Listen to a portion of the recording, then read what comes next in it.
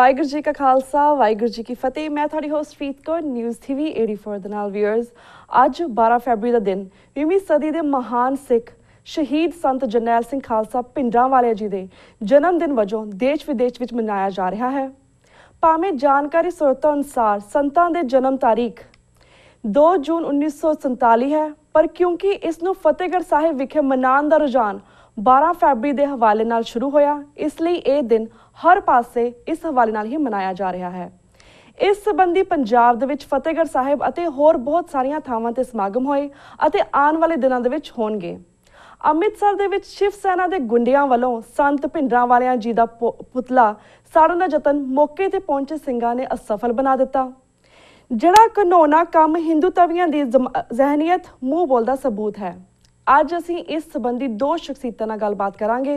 ਸਭ ਤੋਂ ਪਹਿਲਾਂ ਅਸੀਂ ਗੱਲਬਾਤ ਕਰਦੇ ਹਾਂ ਪੰਥਕ ਆਗੂ ਤੇ ਹਿਊਮਨ ਰਾਈਟਸ ਦੇ ਐਡਵੋਕੇਟ ਸਰਦਾਰ ਹਰਪਾਲ ਸਿੰਘ ਚੀਮਾ ਜੀ ਨਾਲ, ਜਿਹੜੇ ਕਿ ਫਤਿਹਗੜ੍ਹ ਤੋਂ ਸਾਡੇ ਨਾਲ ਫੋਨ ਲਾਈਨ ਤੇ ਜੁੜ ਚੁੱਕੇ ਨੇ।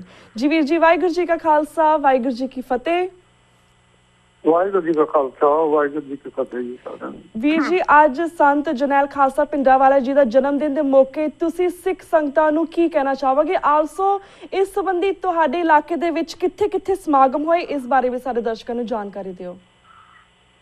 ਸਾਡੇ ਇਲਾਕੇ ਦੇ ਵਿੱਚ ਅਸੀਂ 2-3 ਦਿਨਾਂ ਤੋਂ ਪਿੱਛੋਂ 10 ਤੋਂ ਲੈ ਕੇ 12 ਤੱਕ ਇਹ ਸਮਾਗਮ ਰੱਖੇ ਹੋਏ ਸੀਗੇ ਤੇ ਇੱਧਰ ਪਿੰਡ ਨੇ ਚੰਡੀਗੜ੍ਹ ਜਿਹੜਾ ਰੋਪੜ ਡਿਸਟ੍ਰਿਕਟ ਦੇ ਨਾਲ ਇਲਾਕਾ ਲੱਗਦਾ ਹੈ, ਉਹਦੇ ਵਿੱਚ ਸੀਗੇ ਮੈਣਬਾਜਰੀ, ਖੇੜੀ, ਵੀਰ ਸਿੰਘ, ਰਪਾਲ ਹੇੜੀ, ਇਹਨਾਂ ਪਿੰਡਾਂ ਦੇ ਵਿੱਚ ਸੀਗੇ ਸਮਾਗਮ। ਕਈ 2-3 ਥਾਂ ਦੇ ਉੱਤੇ ਉਹਨਾਂ ਨੇ ਸਹਿਜ ਪਾਠ ਦੇ ਭੋਗ ਪਾਏ ਨੇ ਔਰ ਕਈਆਂ ਨੇ ਅਰਦਾਸ ਦਿਵਸ ਹੀ ਰੱਖਿਆ ਸੀਗਾ 10-11 ਤਰੀਕ ਦਾ, ਮਤਲਬ ਇਹਨਾਂ ਦੇ ਸੰਬੰਧ ਦੇ ਵਿੱਚ। ਸੋ ਇਹਨਾਂ ਸਮਾਗਮਾਂ ਦੇ ਵਿੱਚ ਸੰਤਾਂ ਦੇ ਪ੍ਰਤੀ ਜਿਹੜੀ ਉਹਨਾਂ ਦੀ ਜ਼ਿੰਦਗੀ ਦੇ ਜੋ ਪਾਲ ਉਹ ਇੱਥੇ ਗੁਜ਼ਾਰ ਕੇ ਗਏ ਆ, ਉਹਨਾਂ ਨੇ ਕਿਸ ਤਰੀਕੇ ਦੇ ਨਾਲ ਸਿੱਖ ਕੌਮ ਦੀ ਰਹਿਨੁਮਾਈ ਕੀਤੀ ਹੈ ਔਰ ਨੌਜਵਾਨਾਂ ਨੂੰ ਕਿਸ ਤਰ੍ਹਾਂ ਉਹਨਾਂ ਦੇ ਜੀਵਨ ਤੋਂ ਪ੍ਰੇਰਨਾ ਲੈਣੀ ਚਾਹੀਦੀ ਹੈ, ਇਹ ਵਿਚਾਰ ਆ ਜਿਹੜੇ ਇਹ ਸੰਗਤਾਂ ਦੇ ਨਾਲ ਸਾਂਝੇ ਹੋਏ ਨੇ। ਸਭ ਤੋਂ ਵੱਡੀ ਜਿਹੜਾ ਵਿਸ਼ਾ ਸੀਗਾ ਸਾਡਾ 2-3 ਦਿਨਾਂ ਦਾ, ਕਿ ਪਿਛਲੇ ਦਿਨਾਂ ਦੇ ਵਿੱਚ ਹਿੰਦੁਸਤਾਨ ਦੇ ਵਿੱਚ ਜਿਹੜੀ ਧਰਮ ਪਰਿਵਰਤਨ ਦੀ ਬੜੀ ਮੁਹਿੰਮ ਚੱਲੀ ਹੈ। ਕਈਆਂ ਨੇ ਘਰ ਵਾਪਸੀ ਦੇ ਨਾਲ ਮਤਲਬ ਕਈ ਹਿੰਦੂ ਜਥੇਬੰਦੀਆਂ ਨੇ ਦੂਜੀਆਂ ਮੁਸਲਮਾਨਾਂ ਚੋਂ, ਈਸਾਈਆਂ ਚੋਂ ਬਹੁਤ ਲੋਕਾਂ ਨੂੰ ਕਨਵਰਟ ਕਰਕੇ ਉਹਨਾਂ ਨੇ ਹਿੰਦੂ ਬਣਾਉਣ ਦੀ ਕੋਸ਼ਿਸ਼ ਕੀਤੀ ਆ ਔਰ ਕੀਤਾ ਵੀ ਆ ਉਹਨਾਂ ਨੇ ਕੰਮ।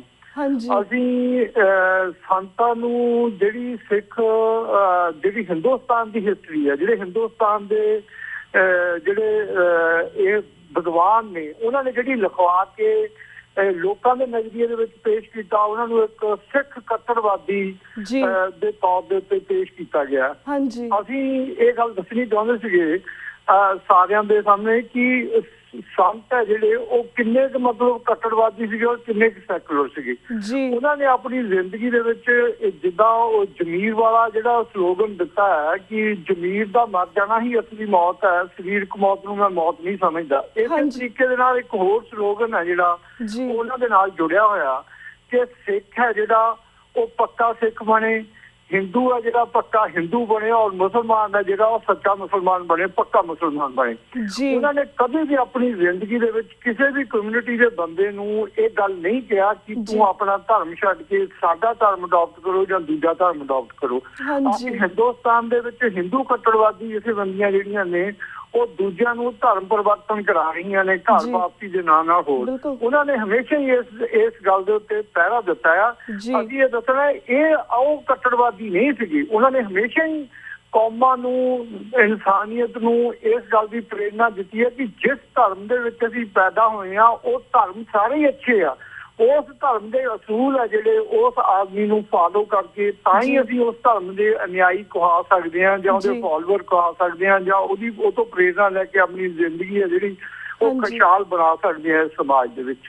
ਸੋ ਇਸ ਸੰਬੰਧ ਦੇ ਵਿੱਚ ਅਸੀਂ ਕਾਫੀ ਜਿਹੜੀ ਹੈ ਵੀ ਉਹ ਬਿਲਕੁਲ ਕੱਟੜਵਾਦੀ ਨਹੀਂ, ਇਹ ਹਿੰਦੁਸਤਾਨ ਦੀ ਸਰਕਾਰ ਨੇ ਉਹਨਾਂ ਨੂੰ ਬੈਡ ਚਿਹਰਾ ਦੇਣ ਦੇ ਲਈ ਇਹ ਕੰਮ ਕੀਤਾ ਔਰ ਸਾਰਿਆਂ ਨੇ ਇਸ ਗੱਲ ਦਾ ਸੰਕਲਪ ਲਿਆ ਸੀ ਕਿ ਉਹਨਾਂ ਦੇ ਨਾਮ ਨਾਲ ਜਿਹੜਾ ਹਿੰਦੁਸਤਾਨ ਨੇ ਅੱਤਵਾਦੀ ਸ਼ਬਦ ਜੋੜਿਆ ਹੈ। ਕੁਝ ਪੰਜਾਬ ਦੀਆਂ ਵੀ ਏਦਾਂ ਦੀਆਂ ਜਥੇਬੰਦੀਆਂ ਨੇ ਜਿਨ੍ਹਾਂ ਨੇ ਰਾਜ ਸੱਤਾ ਦੇ ਕਾਇਮ ਰਹਿਣ ਦੇ ਲਈ ਆਪਣੇ ਮਨੋਰਥਾਂ ਨੂੰ ਹੱਲ ਕਰਨ ਦੇ ਲਈ ਇਸ ਵਿਸ਼ੇ ਦੇ ਉੱਤੇ ਉਹ ਸਿੱਖ ਹੋਣ ਦੇ ਨਾਤੇ ਚੁੱਪ ਰਹੇ ਆ ਜਾਂ ਉਹਨਾਂ ਨੇ ਜੋ ਉਹਨਾਂ ਨੂੰ ਕਹਿਣਾ ਚਾਹੀਦਾ ਸੀ ਉਹਨਾਂ ਨੇ ਨਹੀਂ ਕਿਹਾ, ਸਗੋਂ ਸਰਕਾਰ ਦਾ ਕੁਹਾੜਾ ਬਣ ਕੇ ਉਹਨਾਂ ਨੇ ਇਹ ਕੰਮ ਕੀਤਾ। ਅਸੀਂ ਉਹਨਾਂ ਉੱਤੇ ਵੀ ਜਿਹੜੀ ਚੇਤਨਤਾ ਲਿਆਂਦੀ ਹੈ ਔਰ ਇਸ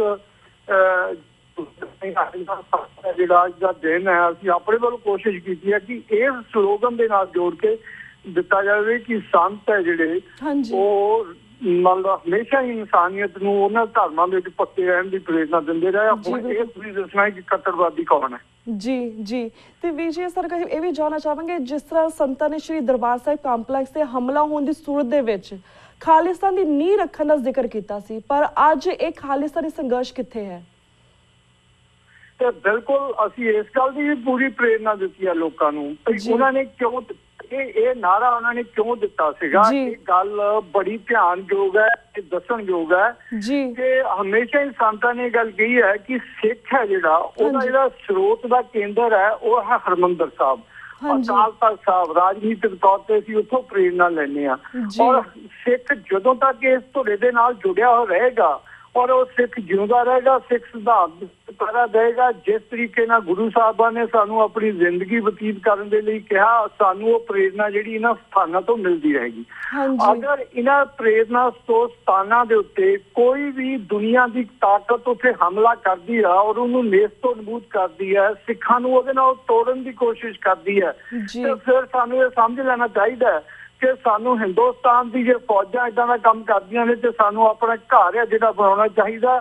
ਅਗਰ ਅਸੀਂ ਜਿੱਥੇ ਨਤਮਸਤਕ ਹੁੰਦੇ ਹਾਂ ਉੱਥੇ ਉਸ ਨੂੰ ਕੋਈ ਵੀ ਬੰਦਾ ਕਿਸੇ ਤਰੀਕੇ ਨਾਲ ਨੇਸਤੋ ਨਬੂਦ ਕਰਨ ਦੀ ਕੋਸ਼ਿਸ਼ ਕਰਦਾ ਹੈ, ਉਹ ਤੋੜਦਾ। ਦੈਟ ਮੀਨਸ ਹੈ ਕਿ ਉਹ ਤਾਕਤਾਂ ਨੇ ਜਿਹੜੀਆਂ, ਉਹ ਨੀਤੀ ਘਾੜੇ ਨੇ ਜਿਹੜੇ, ਉਹ ਸਿੱਖੀ ਨੂੰ ਵਧਣ ਪ੍ਰਫੁੱਲਤ ਨਹੀਂ ਦੇਣਾ ਚਾਹੁੰਦੇ। ਗੁਰੂ ਨਾਨਕ ਦਾ ਜਿਹੜਾ ਸੰਕਲਪ ਹੈ, ਗੁਰੂ ਨਾਨਕ ਦੇਵ ਜੀ ਮਹਾਰਾਜ ਨੇ ਜੋ ਇਹ ਸਿੱਖ ਧਰਮ ਚਲਾਇਆ, ਸਰਬੱਤ ਦੇ ਭਲੇ ਲਈ ਚਲਾਇਆ, ਸਰਬੱਤ ਦੇ ਦੋਸ਼ੀ ਨੇ ਬੰਦੇ।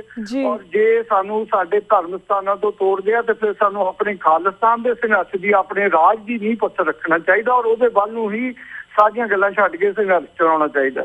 ਜੀ ਬਿਲਕੁਲ ਤੇ ਵੀਰ ਜੀ ਸਰ ਜਾਣਨਾ ਚਾਹਾਂਗੇ ਕਿ ਪੰਚ ਪ੍ਰਧਾਨੀ ਵੱਲੋਂ ਵੀ ਕਾਫੀ ਸਾਰੇ ਪ੍ਰੋਗਰਾਮਸ ਰੱਖੇ ਗਏ ਸੀ ਇਹਨਾਂ ਦੇ ਜਨਮ ਦਿਹਾੜੇ ਦੇ ਉੱਪਰ, ਪਰ ਜਿਸ ਤਰ੍ਹਾਂ ਅੱਜ ਕੱਲ੍ਹ ਦੇ ਬੱਚਿਆਂ ਦਾ ਕਿੰਨੀ ਸ਼ਮੂਲੀਅਤ ਸੀ ਬੱਚਿਆਂ ਵੱਲੋਂ, ਅੱਜ ਦੀ ਜਨਰੇਸ਼ਨ ਵੱਲੋਂ ਇਹਨਾਂ ਸਮਾਗਮਾਂ ਦੇ ਵਿੱਚ? ਦੇਖੋ ਜਿਹੜੇ ਤੇ ਬੱਚੇ ਬਹੁਤ ਛੋਟੇ ਆ ਮੰਨ ਲਓ ਉਹਨਾਂ ਨੂੰ ਤੇ ਇਸ ਗੱਲ ਦੀ, ਪਰ ਅਸੀਂ ਕੋਸ਼ਿਸ਼ ਕੀਤੀ ਹੈ ਕਿ ਜਿਹੜੇ ਬੱਚੇ 9ਵੀਂ 10ਵੀਂ 11ਵੀਂ ਦੇ ਵਿੱਚ ਨੇ, ਸੀਨੀਅਰ ਸੈਕੰਡਰੀ ਸਕੂਲਾਂ ਦੇ ਵਿੱਚ ਪੜ੍ਹਦੇ ਨੇ ਜਾਂ ਕਾਲਜਸ ਦੇ ਵਿੱਚ ਪੜ੍ਹਦੇ ਨੇ, ਉਹਨਾਂ ਨੂੰ ਇਹਨਾਂ ਦੇ ਨਾਲ ਜੋੜਿਆ ਜਾਵੇ। ਅਸੀਂ ਪੰਜਾਬ ਦੇ ਵਿੱਚ ਪਿਛਲੇ ਦਿਨਾਂ ਦੇ ਵਿੱਚ ਕਈ ਕਲੱਬਾਂ ਦੇ ਵਿੱਚ ਪਿਛਲੇ ਵੀਕ ਹੀ ਅਸੀਂ ਗੁਰੂ ਗੋਬਿੰਦ ਸਿੰਘ ਕਾਲਜ ਸੰਘੇੜੇ ਜਾ ਕੇ ਆਏ ਹਾਂ। ਮਤਲਬ ਅਸੀਂ ਕੋਸ਼ਿਸ਼ ਕਰ ਰਹੇ ਹਾਂ ਕਿ ਬੱਚਿਆਂ ਨੂੰ ਇਸ ਗੱਲ ਦੇ, ਕਿਉਂਕਿ ਬੱਚਿਆਂ ਦੇ ਮਨਾਂ ਦੇ ਵਿੱਚ ਚਾਹੇ ਉਹ ਮੋਨਾ ਆ ਚਾਹੇ ਉਹ ਸਰਦਾਰ ਹੈ, ਸੰਤਾਂ ਬਾਰੇ ਬਹੁਤ ਪੋਜ਼ਿਟਿਵ ਮਤਲਬ ਰੁਝਾਨ ਹੈ ਔਰ ਉਹ ਹਮੇਸ਼ਾ ਹੀ ਸੰਤਾਂ ਨੂੰ ਆਪਣਾ ਸਰੋਤ ਮੰਨਦੇ ਆ। ਠੀਕ ਹੈ ਕਿ ਜਿਹੜੀਆਂ ਅੱਜ ਕੱਲ੍ਹ ਦੀਆਂ ਸੰਸਥਾਵਾਂ ਨੇ ਜਿਨ੍ਹਾਂ ਦਾ ਕੰਮ ਸੀ ਧਰਮ ਪ੍ਰਚਾਰ ਕਰਨਾ, ਸਾਡੇ ਪ੍ਰਚਾਰ ਨੂੰ ਨੌਜਵਾਨਾਂ ਦੇ ਵਿੱਚ ਫੈਲਾਉਣਾ, ਅਗਰ ਉਹਨਾਂ ਨੇ ਆਪਣਾ ਕੰਮ ਹੀ ਛੱਡ ਦਿੱਤਾ ਹੋਇਆ ਤੇ ਇਸ ਕਾਰਨ ਹੀ ਹੈ ਕਿ ਸਾਡੇ ਜਿਹੜੇ ਨੌਜਵਾਨ ਨੇ ਉਹ ਕਾਫੀ ਹੱਦ ਤੱਕ ਪਤਤ ਨੇ, ਮਤਲਬ ਜਾਂ ਨਸ਼ਿਆਂ ਦੇ ਰੁਝਾਨ 'ਚ ਪੈ ਚੁੱਕੇ ਨੇ। ਪਰ ਉਹਨਾਂ ਦੇ ਅੰਦਰ ਸਿੱਖੀ ਦੀ ਚਿੰਨ੍ਹ ਹੈ ਜਿਹੜੀ ਉਹ ਕਿਤੇ ਨਾ ਕਿਤੇ ਖੜੀ ਹੈ, ਜਿਹੜੀ ਕਿ ਸਾਨੂੰ ਜਗਾਉਣ ਦੀ ਜ਼ਰੂਰਤ ਹੈ ਔਰ ਅਸੀਂ ਕੋਸ਼ਿਸ਼ ਕਰ ਰਹੇ ਹਾਂ ਆਪਣੇ ਵੱਲੋਂ ਕਿਸੇ ਨਾ ਕਿਸੇ ਤਰੀਕੇ ਨਾਲ। ਇਹ ਕਾਫੀ ਚੇਤਨਤਾ ਆਈ ਹੈ ਇਹਨਾਂ ਇਸ ਸਮੇਂ ਦੇ ਵਿੱਚ ਨੌਜਵਾਨਾਂ ਦੇ ਵਿੱਚ। ਜੀ ਤੇ ਵੀਰ ਜੀ ਜਿਸ ਤਰ੍ਹਾਂ ਇਹਨਾਂ ਸ਼ਿਵ ਸੈਨਾ ਨੇ ਇਹਨਾਂ ਦੇ ਪੁਤਲੇ ਸਾੜਨ ਦੀ ਕੋਸ਼ਿਸ਼ ਕੀਤੀ, ਜਿਸ ਤਰ੍ਹਾਂ ਤੁਸੀਂ ਇਹਨੇ ਪ੍ਰੋਗਰਾਮ ਕੀਤੇ ਜਾਂ ਸਮਾਗਮ ਕੀਤੇ, ਕੀ ਤੁਹਾਨੂੰ ਹੋਰ ਕਿਸੇ ਰੁਕਾਵਟਾਂ ਦਾ ਸਾਹਮਣਾ ਕਰਨਾ ਪਿਆ?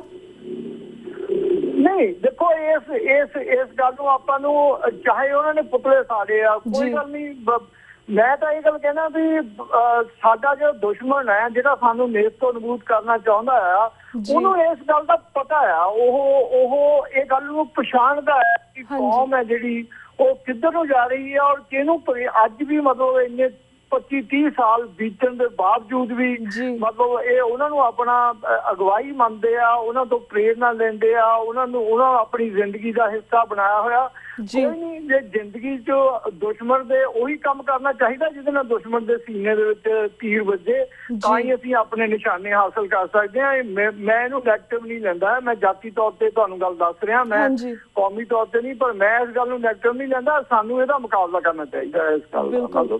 ਬਿਲਕੁਲ ਵੀਰ ਜੀ ਸਮਝਦੇ ਆ ਵੀ ਅਸੀਂ ਠੀਕ ਪਾਥ ਤੇ ਜਾ ਰਹੇ ਹਾਂ। ਹਾਂਜੀ ਤੇ ਵੀਰ ਜੀ ਸਾਡੇ ਕੋਲ 3-4 ਮਿੰਟ ਰਹਿ ਗਏ ਨੇ। ਇੱਕ ਹੋਰ ਕਰੰਟ ਮੁੱਦੇ ਦੇ ਉੱਪਰ ਸਾਡੇ ਵਿਚਾਰ ਜਾਣੇ ਚਾਹਾਂਗੇ। ਜਿਸ ਤਰ੍ਹਾਂ ਤੁਸੀਂ ਜਾਣਦੇ ਹੋ ਕਿ ਦਿੱਲੀ ਦੇ ਵਿੱਚ ਜਿਹੜੀਆਂ ਇਲੈਕਸ਼ਨਸ ਹੋਈਆਂ ਨੇ ਉਸ ਦੇ ਵਿੱਚ ਆਮ ਆਦਮੀ ਪਾਰਟੀ ਜਿੱਤੀ ਸੀ। ਤੁਸੀਂ ਇਹਨਾਂ ਇਲੈਕਸ਼ਨ ਨੂੰ ਸਿੱਖ ਨੁਕਤਾ ਨਿਗਾਹ ਤੋਂ ਕਿਵੇਂ ਵੇਖਦੇ ਹੋ? Can you tell us about that in 2-3 minutes? ਦੇਖੋ ਮੈਂ ਜਿਹੜੀਆਂ ਤਾਂ ਨੈਸ਼ਨਲ ਪਾਰਟੀਆਂ ਨੇ ਜਿਹੜੀਆਂ ਭਾਰਤ ਦੇ ਸੰਵਿਧਾਨ ਦੇ ਢਾਂਚੇ ਦੇ ਵਿੱਚ ਜੁੜੀਆਂ ਹੋਈਆਂ ਨੇ, ਅੱਜ ਤੱਕ ਦਾ ਜਿਹੜਾ ਰੁਝਾਨ ਹੈ ਜਿਵੇਂ ਕਾਂਗਰਸ ਹੈ, ਬੀਜੇਪੀ ਹੈ, ਇਹੀ ਜ਼ਿਆਦਾ ਆਲਮੋਸਟ ਇਹੀ ਰਹੀਆਂ ਨੇ ਭਾਰਤ ਦੇ ਮਗਰ ਰਾਜ ਦੇ ਉੱਤੇ ਕਾਬਜ਼। ਇੱਕ ਗੱਲ ਤਾਂ ਪੱਕੀ ਹੈ, ਜਿਹੜਾ ਹਿੰਦੁਸਤਾਨ ਦੇ ਲੋਕ ਨੇ ਉਹ ਇਹਨਾਂ ਪਾਰਟੀਆਂ ਦੀ ਜਿਹੜੀ ਪ੍ਰਣਾਲੀ ਹੈ, ਕਾਰਜ ਪ੍ਰਣਾਲੀ ਆ, ਉਹ ਤੋਂ ਬਹੁਤ ਦੁਖੀ ਨੇ।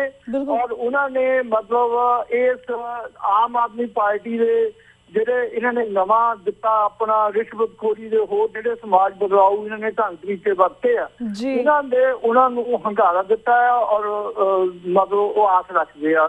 ਔਰ ਇੱਕ ਰਾਜਨੀਤਿਕ ਤੌਰ ਤੇ ਚੇਤਨਤਾ ਦੀ ਨਿਸ਼ਾਨੀ ਵੀ ਹੈ, ਮਤਲਬ ਕਿ ਲੋਕ ਹੈ ਜਿਹੜੇ ਉਹ ਰਾਜਨੀਤਿਕ ਤੌਰ ਤੇ ਹੌਲੀ ਹੌਲੀ ਚੇਤਨ ਹੁੰਦੇ ਜਾਂਦੇ ਆ ਤੇ ਉਹਨਾਂ ਨੂੰ ਪਤਾ ਇਸ ਗੱਲ ਦਾ ਕਿ ਅਸੀਂ ਆਪਣੇ ਇਹਦਾ ਇਸਤੇਮਾਲ ਕਿੱਦਾਂ ਕਰਨਾ ਆ। ਨੰਬਰ ਸੈਕੰਡ, ਜੇ ਆਪਾਂ ਸਿੱਖ ਕੌਮ ਦੇ ਨਜ਼ਰੀਏ ਨਾਲ, ਕੌਮੀ ਨਜ਼ਰੀਏ ਨਾਲ ਆਪ ਆਦਮੀ ਪਾਰਟੀ ਨੂੰ ਦੇਖਦੇ ਹਾਂ, ਬਹੁਤ ਉਹਦਾ ਛੋਟਾ ਜਿਹਾ ਇੱਕ ਸਮਾਂ ਆ, 2-3 ਸਾਲ ਉਹਨਾਂ ਦੀ ਲਾਈਫ ਹੈ। ਆਪਾਂ ਦੇਖਦੇ ਹਾਂ ਹੁਣ ਉਹ ਪਹਿਲੀ ਵਾਰ ਕੰਪਲੀਟਲੀ ਫੁਲੀ ਰਾਜ ਸੱਤਾ ਦੇ ਵਿੱਚ ਆਏ ਹੈ। ਮਤਲਬ ਇਹ 5 ਸਾਲ ਦਾ ਜਿਹੜਾ ਆਉਣ ਵਾਲਾ ਉਹਨਾਂ ਦਾ ਰੁਝਾਨ ਹੈ, ਉਹ ਜਿਹੜੀ ਲੋਕਾਈ ਦੇ ਪ੍ਰਤੀ, ਮਨੁੱਖਤਾ ਦੇ ਪ੍ਰਤੀ ਜਾਂ ਸਮਾਜ ਦੇ ਪ੍ਰਤੀ ਜਿੱਦਾਂ ਦੇ ਉਹਨਾਂ ਨੇ ਨਾਅਰੇ ਦਿੱਤੇ ਨੇ, ਕੀ ਉਹ ਆਪਣੇ ਨਾਅਰਿਆਂ ਤੇ ਪੂਰਾ ਉਤਰਦੇ ਨੇ ਜਾਂ ਮਤਲਬ ਸਮਾਜ ਨੂੰ ਉਹ ਚੀਜ਼ਾਂ ਦਿੰਦੇ ਨੇ ਮਨੁੱਖਾਂ ਨੂੰ, ਇਹ ਤੇ ਆਉਣ ਵਾਲੇ 5 ਸਾਲ ਹੀ ਦੱਸਣਗੇ ਅੱਜ ਤੋਂ ਬਾਅਦ ਹੈ ਜਿਹੜੀ। ਪਰ ਰਾਜਨੀਤਿਕ ਤੌਰ ਤੇ ਚੇਤਨ ਜ਼ਰੂਰ ਹੋਏ ਆ ਔਰ ਜਿਹੜੀਆਂ ਦੂਜੀਆਂ ਪਾਰਟੀਆਂ ਉਹਨਾਂ ਦੇ ਪ੍ਰਤੀ ਸਮਾਜ ਦੇ ਵਿੱਚ ਪੂਰਾ ਗੁੱਸਾ ਆ, ਗਿਲਾ ਆ ਕਿ ਉਹਨਾਂ ਨੇ ਹਿੰਦੁਸਤਾਨ ਦੇ ਜਿਹੜੇ ਸਿਸਟਮ ਨੂੰ ਗੰਦਾ ਕੀਤਾ, ਨਾ ਕਿ ਇੱਥੇ ਕੋਈ ਡਿਵੈਲਪਮੈਂਟ ਕੀਤੀ ਹੈ। ਇਹ ਨਾਰਿਆਂ ਤੋਂ ਦੁਖੀ ਹੈ ਮਤਲਬ। ਪਰ ਮੈਂ ਓਵਰਆਲ ਜਦੋਂ ਕੌਮੀ ਕੋ ਨਜ਼ਰੀਏ ਦੀ ਗੱਲ ਚੱਲੇਗੀ ਤੇ ਆਪ ਵੀ ਉੱਥੇ ਹੀ ਖੜੇਗੀ ਉਸੇ ਹੀ ਰੁਝਾਨ ਦੇ ਵਿੱਚ ਜਿੱਥੇ ਦੂਜੀਆਂ ਪਾਰਟੀਆਂ ਖੜੀਆਂ ਨੇ ਮਤਲਬ। ਜੀ ਬਿਲਕੁਲ। ਤੇ ਵੀਰ ਜੀ ਥੈਂਕ ਯੂ ਸੋ ਮਚ, ਕਿਉਂਕਿ ਸਾਡਾ ਹੁਣ ਵਕਤ ਬ੍ਰੇਕ ਵੱਲ ਜਾ ਰਿਹਾ ਕਿ ਤੁਸੀਂ ਇਹਨਾਂ ਮੁੱਦਿਆਂ ਦੇ ਉੱਪਰ ਆਪਣੇ ਵਿਚਾਰ ਸਾਰੇ ਦਰਸ਼ਕਾਂ ਨਾਲ ਸਾਂਝੇ ਕੀਤੇ। ਹੁਣ ਅਸੀਂ ਤੁਹਾਡੇ ਕੋਲ ਇਜਾਜ਼ਤ ਲੈਂਦੇ ਹਾਂ ਵੀਰ ਜੀ। ਵਾਹਿਗੁਰੂ ਜੀ ਕਾ ਖਾਲਸਾ, ਵਾਹਿਗੁਰੂ ਜੀ ਕੀ ਫਤਿਹ। ਵਾਹਿਗੁਰੂ ਜੀ ਕੀ ਫਤਿਹ। ਥੈਂਕ ਯੂ, ਬਹੁਤ ਬਹੁਤ ਧੰਨਵਾਦ जी। थैंक यू वीर जी। व्यूअर्स, वक्त हो गया एक छोटे से ब्रेक था। Keep watching news TV 84। We'll be right back after a short break.